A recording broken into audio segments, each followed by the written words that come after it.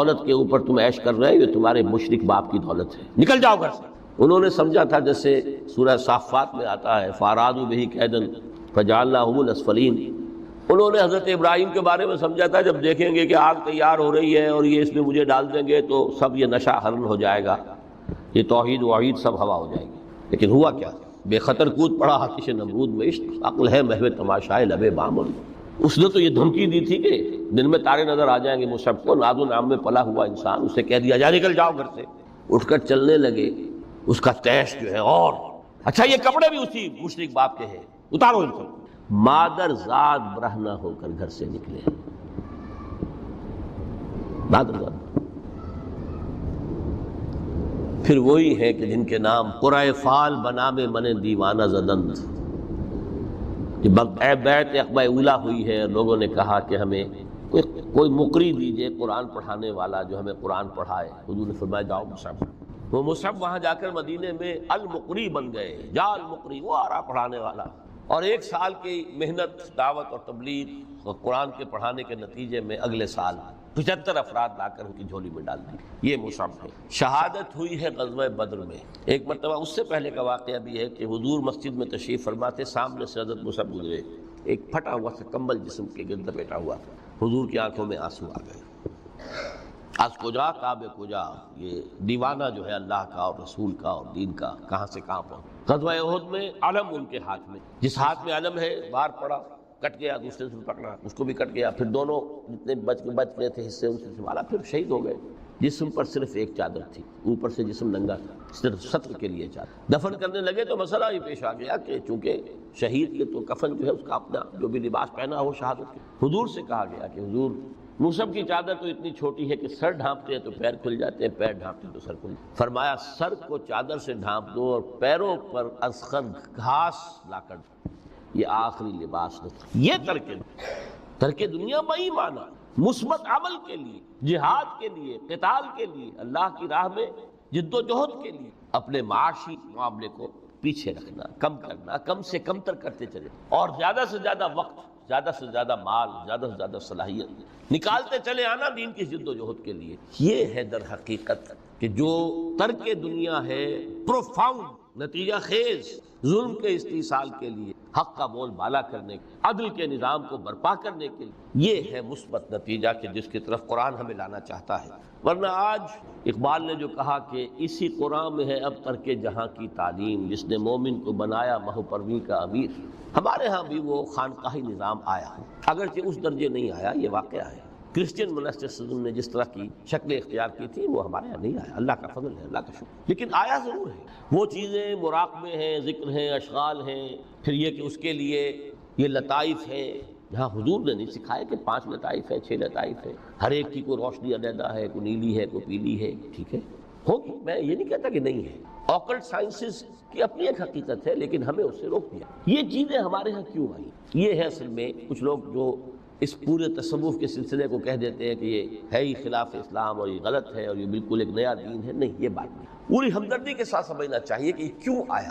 دیکھیے اصل جو سلوک محمدی تھا صلی اللہ علیہ وسلم، جو تصوف محمدی تھا، وہ تو یہ تھا جہاد، دعوت، جہاد، دین کا غلبہ، تن من دھن لگا دو، اسی میں ترک دنیا بھی آ گیا۔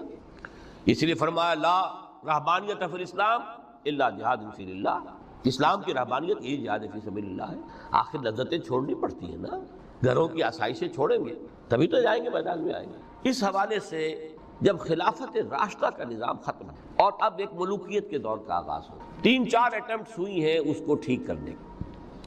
حضرت حسین ابن علی رضی اللہ تعالیٰ عنہ میدان میں آئے، شہید ہو گئے، دنیاوی اعتبار سے ناکام ہو گئے۔ عبداللہ ابن زبیر آئے رضی اللہ تعالیٰ عنہ، کچھ تھوڑی سی کامیابی ہوئی، سسٹین نہیں کر سکے، وہ بھی شہید کر دیے گئے۔ پھر حضرت زید آئے، پھر نفس زکیہ آئے، کوئی کوشش کامیاب۔ اس نتیجے پر پہنچ گئے کہ یہ تو اب جو حکومت کی چھت ہے یہ تو ہے، اس کو تو اب ہم نہیں ہٹا سکتے۔ جب حکومت کو چھت کو نہیں ہٹا سکتے تو اب جہاد اور قتال کا راستہ تو بند ہو گیا ہے۔ تو مسلمان نا کلمہ گو ہیں، چاہے خود فاسق و فاجر بھی ہوں، لیکن نافذ تو شریعت کے احکام کر رہے ہیں، اس حوالے سے ہاتھ بن گئے۔ اس وقت پھر یہ ہے کہ جو تزکیہ نفس کے لیے یہ طریقے اختیار کیے گئے، شارٹ آف جہاد فی سبیل اللہ، شارٹ آف قتال فی سبیل اللہ۔ یوں سمجھیے کہ اگر کوئی درخت جو ہے یہاں پر آپ اس کو اگائیں تو چھت تک تو وہ جائے گا، لیکن چھت کے اوپر چھت کو پھاڑ تو نہیں سکتا نا، وہ پھر مڑ جائے گا۔ یہ ڈیفلیکشن ہوئی ہے ہمارے ہاں، جس سے کہ یہ خانقاہی نظام ہو۔ کچھ خیر تو لوگوں کو سکھاتے رہو، کچھ تزکیہ نفس کی تعلیم تو دیتے رہو، اور ان میں پھر یہ ہے کہ مشرق اور مغرب سے آنے والے نظریات اور طریقے جو ہیں وہ بھی شامل ہوں۔ ہندوستانی جو تصوف کے مختلف یہاں پر معاملات تھے، اور ادھر سے یونانی اور نیو پلیٹونک وہ نظریات آ گئے۔ لیکن آج کا دور جو سمجھ لیجئے دو اعتبارات سے بہت مختلف ہو چکا ہے۔ اب پھر ضرورت ہے سلوک محمدی کی۔ کیوں؟ اگرچہ حکومت مسلمانوں کی ہے لیکن اسلامی قانون نافذ۔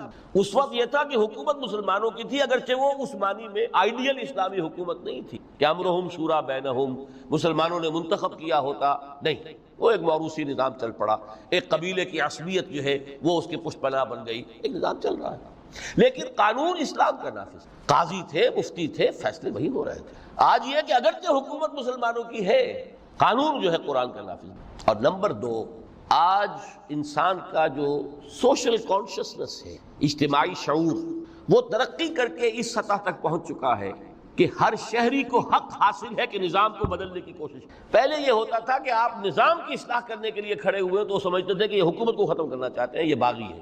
حضرت حسین کو باغی کہا گیا رضی اللہ تعالیٰ عنہ۔ اب باغی جو ہے واجب القتل ہے، اسی لیے تو آخر کلمہ گو تھے وہ جنہوں نے شہید کیا حضرت حسین کو رضی اللہ تعالیٰ عنہ۔ اس وقت پر یہ کانسیپٹ تھا ہی نہیں کہ اسٹیٹ علیحدہ شے ہے، گورنمنٹ علیحدہ شے ہے۔ We are against the government, not against the state. آج تصور جو ہے بالکل کلیئر کٹ ہو گیا ہے۔ ہم وفادار ہیں ریاست پاکستان کے، حکومت پاکستان کے نہیں۔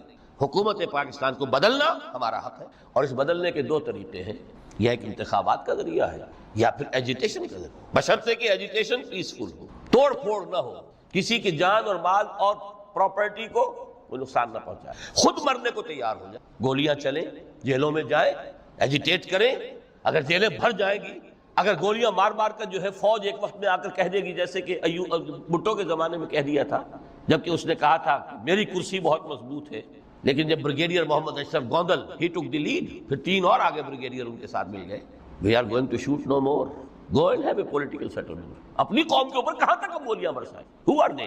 They are our kith and kin, we are not an occupation army. Jallianwala Bagh میں اگر 5000 مر گئے یا جتنے بھی مرے تھے، جنرل ڈائر کو کائے کا دکھ، وہ ہندو تھے یا مسلمان تھے یا سکھ تھے، ہندوستانی تھے۔ لیکن یہاں تو جن کو ہم مار رہے ہیں وہ کون ہے؟ پاکستانی۔ ہو سکتا ہے جو گولی چلا رہا ہے اسی کا کوئی بھانجا بتیجا جو ہے اس موب کے اندر موجود ہے سامنے۔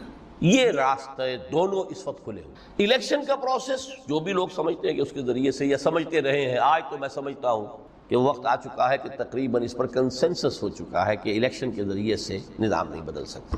چہرے بدل جائیں گے، ہاتھ بدل جائیں گے، اس لیے کہ جو بھی پولیٹیکل سوشو اکنامک سسٹم ہے، بہتر سے بہتر الیکشن بھی ہوگا تو وہی ریفلیکٹ کرے گا۔ جاگیردار ہے تو 80% جاگیردار ہی بیٹھے ہوں گے آپ کی نیشنل اسمبلی میں، تو وہ زمینداری اور جاگیرداری جو ہے اس کو ختم ہونے دیں گے۔ ایجیٹیشن کا راستہ ہے، لیکن یہ کہ وہ ایجیٹیشن کرنے کے لیے پہلے میدان میں وہ لوگ آئیں جو اپنی ذات پر اپنے گھر میں دین نافذ کر چکے ہیں، اپنی معاش کو پاک کر چکے ہوں، اپنی معاشرت کو درست کر چکے ہیں۔ یہ دو کام اگر نہیں کیے تو بہتر ہے گھر میں بیٹھے رہیں، باہر نہ نکلیں، دین کا نام نہ لیں، وہ دین کو بدنام کریں گے۔ یہ مرحلہ طے کر لیں اور پھر ایک بنیان مرصوص بن کر، نہیں عن المنکر بالید، جب تک طاقت کافی نہیں ہے اس وقت تک دعوت ہے، تبلیغ ہے، خوشامد ہے۔ وَلْتَكُن مِّنكُمْ أُمَّةٌ يَدْعُونَ إِلَى الْخَيْرِ وَيَأْمُرُونَ بِالْمَعْرُوفِ وَيَنْهَوْنَ عَنِ الْمُنكَرِ وَأُولَٰئِكَ هُمُ الْمُفْلِحُونَ۔ یہ سب زبان سے ہوگا، ہاتھ سے۔ جب طاقت کافی ہوگی تو اب ہاتھ سے ہو۔ اب ہم یہ کام نہیں چلنے دیں، اب یہ بینک نہیں چلیں گے، گھراؤ کریں گے، نہیں چلیں گے۔ یہ اخبارات میں جو فحاشی کے سمجھیے کہ وہ رنگین صفحات نہیں نکلنے دیں گے، پکیٹنگ ہو جائے گی۔ کئی دن تک کراچی میں جنگ کا گھیراؤ کیا گیا تھا MQM کی طرف سے، اور صرف یہ بات تھی کہ ہماری خبریں صحیح شائع نہیں کر رہا ہے۔ جب نہیں نکلنے دیا گیا جنگ، اس کے بعد صورت یہ ہو گئی کہ الطاف صاحب کو چھینک بھی آتی تھی تو پہلے صفحے پہ لکھا ہوتا، لیکن کریں نا، میدان میں آئے نا لوگ۔ یہ ہے اصل میں وہ تصوف کہ جو اب بالکل سلوک محمدی صلی اللہ علیہ وسلم کا جو اصل سلوک تھا، وہ تصوف تھا، وہ ترک دنیا، مالی ولی دنیا انما مثلی کراکب استظل تحت شجرۃ ثم راح فتح۔ اس کے ضمن میں فرمایا گیا ہے سورہ توبہ کی میں آیت نمبر 24 آپ کو سنا، فرمایا قل ان کان آباؤکم وابناؤکم واخوانکم وازواجکم وعشیرتکم واموال اقترفتموها وتجارۃ تخشون کسادها ومساکن ترضونها احب الیکم من اللہ ورسولہ وجہاد فی فتربصوا حتی یاتی اللہ بامرہ واللہ لا یہدی القوم الفاسقین۔ اے نبی ان سے کہہ دیجئے لوگو اگر تمہیں اپنے باپ اور اپنے بیٹے اور اپنے بھائی اور اپنی بیویاں یا بیویوں کے لیے شوہر اور اپنے رشتہ دار اور وہ مال جو تم نے بڑی محنت سے جمع کیے ہیں اور وہ کاروبار جن کی کساد کا تمہیں اندیشہ رہتا ہے کہیں مندہ نہ ہو جائے، اور وہ بلڈنگیں، وہ حویلیاں، وہ کوٹھیاں جو تمہیں بڑی پسند ہیں، بہت چاؤ سے بنائی ہیں، ڈیکوریٹ کی ہیں، ڈیکوریشن پیسز کہاں کہاں سے لا کر ڈرائنگ روم میں رکھے ہیں، اگر یہ 8 چیزیں محبوب تر ہیں اللہ سے اور اس کے رسول سے اور اس کی راہ میں جہاد سے، فتربصوا تو جاؤ انتظار کرو، دفع ہو جاؤ، بیٹھو ہو جاؤ، حتی یاتی اللہ بامرہ، یہاں تک کہ اللہ اپنا فیصلہ سنا دے۔ واللہ لا یہدی القوم الفاسقین، اللہ ایسے فاسقوں کو ہدایت نہیں دیتا۔ یہ ہے ترک دنیا۔ یہ ساری محبتیں جو ہیں جیسے علامہ اقبال نے کہا، یہ مال و دولت دنیا، یہ رشتہ و پیوند، بتان وہم و گما لا الہ۔ مال و دولت دنیا کی 3 چیزیں لے لی، وہ مال جو تم نے جمع کیے، ایسیٹس تمہارے، وہ کاروبار جن کا کہ تمہیں اندیشہ ہوتا ہے کہ کساد نہ ہو جائے، اور وہ تمہاری بلڈنگیں حویلیاں جو تمہیں بڑی محبوب ہیں، مال و اسباب دنیا، اور رشتہ و پیوند 5 گنوا دیے، باپ، بیٹا، بھائی، زوج یا زوجہ اور رشتہ دار۔ اگر یہ محبوب تر ہے اللہ سے، اس کے رسول سے، اس کی راہ میں جہاد سے، تو جاؤ دفع ہو، فتربصوا، گو اینڈ ویٹ، یہاں تک کہ اللہ اپنا فیصلہ سنا دے۔ اللہ ایسے یہ فاسق جو ہیں ان کو زبردستی ہدایت نہیں دیتا، اللہ کا قاعدہ ہی نہیں، ہدایت اس کو دیتا ہے جو طالب ہدایت۔ تو متاع الغرور اس معنی میں کہ دنیا کی کوئی شے اور اس کی محبت ہمارے راستے میں بیڑی بن کر ہمارے پاؤں میں نہ پڑ جائے، اس راستے سے دعوت دین اور اقامت دین کی جد، اگر یہ ہے تو یہ متاع الغرور ہے، دھوکہ ہے، فریب۔ اگر یہ نہیں ہے، اس راستے پر آپ چل رہے ہیں، تو دنیا برتنے کی چیز ہے، استعمال کرو، دنیا ہی تو کھیتی ہے، یہی محنت کرو گے، اسی دنیا میں کوشش کرو گے، جہاد کرو گے، اسی دنیا میں دعوت اور تبلیغ کا کام کرو گے، یہی کھیتی ہے جس کی فصل تمہیں کاٹنی ہے جا کر قیامت میں۔ یہ دونوں پہلو ہمارے سامنے رہنے چاہیے۔ میں آپ حضرات کا بہت ممنون ہوں، آپ نے بہت توجہ سے میری باتوں کو سنا ہے۔ اللہ تعالیٰ جو کچھ کہا گیا ہے اس میں جو صحیح ہے، حق ہے، اس کے لیے دلوں کو کھولے، صرف ذہنوں کو نہیں، دلوں کو کھول دیں، اس لیے کہ دل کھلیں گے تو کوئی تبدیلی آئے گی۔ مولانا منظور نعمانی صاحب نے ایک دفعہ لکھا تھا بڑا پیارا جملہ کہ اصل تبدیلی دل کی تبدیلی ہوتی، دماغ تو کرائے کا وکیل ہے، دلیلیں فراہم کر دیتا ہے، دل نے ادھر کا فیصلہ کیا، دماغ نے اسی کے لیے دلیلیں دے دی، دل ادھر جانا چاہتا ہے، دماغ اس کے لیے دلیلیں دے دے گا، وکیل وہی ہے، مدعی نے کر لیا تو اس کے حق میں دلائل کے انبار ہیں، اور اگر اسی مقدمے میں کہیں مدعا علیہ نے اس وکیل کو کر لیا